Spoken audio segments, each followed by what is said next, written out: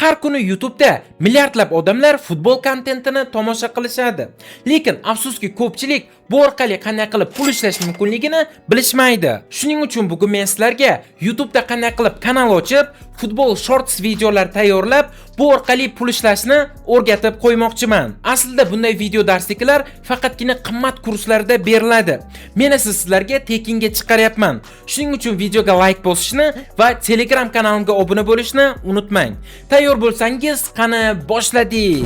Agarda siz hali ham YouTube'da Amerikan kanal ochmagan bo'lsangiz, siz katta pul yo'qotyapsiz. Chunki hozir YouTube'da kichik kanallar ham yaxshi daromad qilyapti. Lekin siz Amerikan kanalni noto'g'ri ochsangiz, u hech qachon rivojlanmaydi va daromadga chiqmaydi. Agarda siz shunday muammolarga duch kelishni istamasangiz, biz sizga professional Amerikan kanal ochib beramiz. Trenddagi daromadli yo'nalish tanlaymiz, unikal nom topamiz, sifatli banner avatarka tayyorlaymiz, Amerikan nomer bilan tasdiqlaymiz va eng muhimi, kanalingizni rekomendatsiyaga chiqadigan qilib professional so'zlab beramiz.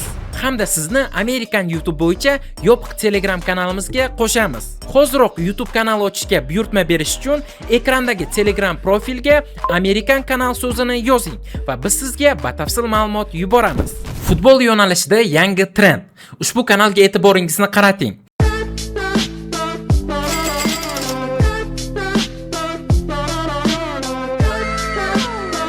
Bir hafta oldin kanal ochilgan va birinchi video joylangan. Birinchi videoni o'zi 6 million prosmotr, keyingisi 3 million, 9 million, 5 million, 4 million, 1 million, 600 ming va 2 million 700 ming prosmotr. Ya'ni har bitta shorts video millionlab prosmotr olmoqda. Mana sizlarga yana bitta kanal.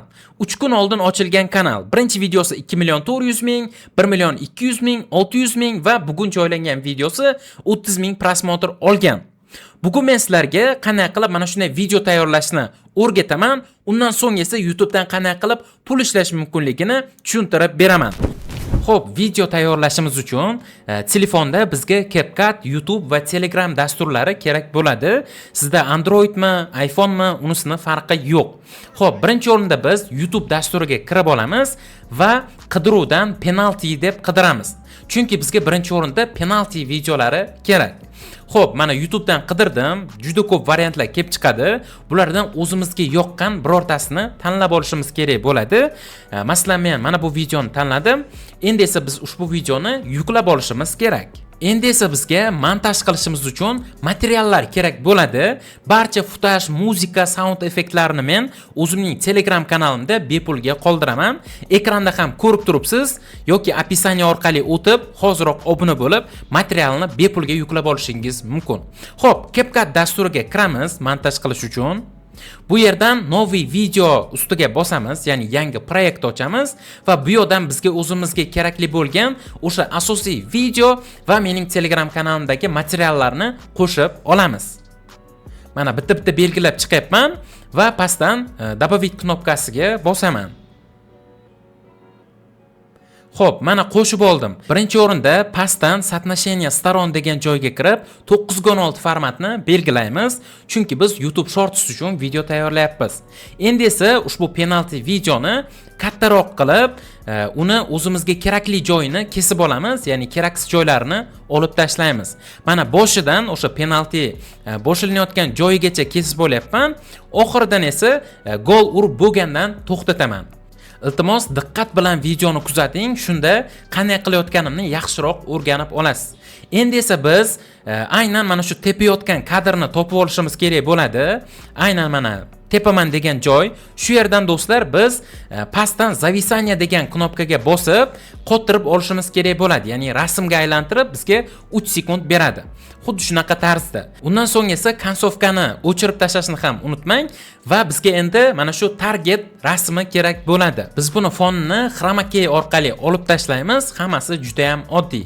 Endi esa ushbu target rasmini naложение orqali pastga tushirib olamiz va aynan mana shu gol tepa degan joyga kelib joylashtirishimiz kerak bo'ladi. Undan so'ng esa biz mana shu target rasmini kichraytirib olamiz va har xil joylarga qo'yib chiqishimiz kerak bo'ladi. Mana shu varatani har xil tarafiga, masalan, birinchisini sherga qo'yapman. Biz buni endi ko'paytirib olishimiz kerak. Buning uchun Sazdat kopiyani ustiga bosamiz, bu ko'payadi. Xo'p do'stlar, buni men 4 taga ko'paytirib olaman va har xil joylarga qo'yib montaj qilaman. Mana shu aynan stop kadr taxminan 3 yoki 3,5 sekund bo'lishi kerak. Juda ham cho'zib o'rmang yoki juda ham qisqa qilib yubormang. Bu juda ham muhim. Xo'p, bularni taxlab bo'lgandan keyin biz futbolni musiqalarini olib tashlashimiz kerak. Hech qanaqa zvuk bo'lmasligi kerak, chunki barcha musiqa effektlarini bizni o'zimiz qo'shamiz. Shuning uchun gromkostga kirib buni 0 qilamiz. Barcha videolarni gromkostini xullas 0 qilib chiqish kerak. Faqat taymerga qolish kerak. Taymerni chroma key orqali ushbu ko'k zonalarni olib tashlaymiz do'stlar va shundan so'ng naложение orqali pastga tushirib olamiz. Buni eng pastiga tushirishimiz kerak bo'ladi va aynan mana shu target rasmlari chiqib bo'lganidan keyin ushbu taymer boshlanishi kerak. Shunga moslab turib biz buni qo'yib olamiz. Mana bu yerda target xalaqit berayotgan ekan, buni sal chekkaroqqa olib qo'yamiz. Shundan so'ng taymerimizni sal tezlashtirishimiz kerak bo'ladi. Ya'ni taxminan taymer 3 sekund yo 4 sekundda tugasa bo'ldi. Chunki videoni ko'rayotgan odam mana shu 3-4 sekundda уже qayerga gol bo'lishini taxmin qilib oladi. Bu yetarlicha hisoblanadi. Va do'stlar, ushbu stop kadrimizni boshida bilasizlar 3 sekund qilib olgandik avtomatik tarzda. Mana shuni o'zimizga moslab, sal cho'zib, kamaytirib yoki ko'paytirib olishimiz ham mumkin. Xo'p, endi esa qiladigan ishimiz aynan mana shu target rasmlarni bizni taymerimiz tugaguncha davom etadigan qilib bir xil qilib chiqish. Shundan so'ng bir videomizni ko'rib olamiz, kelinglar. Mana ko'rdinglar, endi hammasi tushunarli bo'ldi. Xo'p, endi esa biz musiqa va sound effektlar qo'shib olishimiz kerak. Buni qanday qo'shishni ham hozirlarga ko'rsatib o'taman. Pastdan zvuk degan knopkaga bosamiz va zvukiga bosamiz. Bundan so'ng faylni ustiga bosib, устройствоni belgilaymiz. Shunda bizning telefonimizdagi barcha musiqalar kelib chiqadi. Musiqalarni esa aytib o'tganimdek Telegram kanalimdan olasizlar. Xo'p, bu yerdan o'zimizga yoqqan musiqani qo'shamiz, o'zimizga kerakli bo'lgan sound effektlarni qo'shamiz va bularni mana shu videomizga mos qilib taxlab chiqishimiz kerak bo'ladi. Asosan sound effekt bu mana shu target rasmlar chiqayotgan paytda chiqishi kerak. Ya'ni har biriga bittadan qo'yib chiqamiz qisqa qilib va fondan yaxshi bir musiqani qo'yishimiz kerak. Va nihoyat videomiz tayyor. Bir o'zingizlar natijani ko'rishingiz mumkin.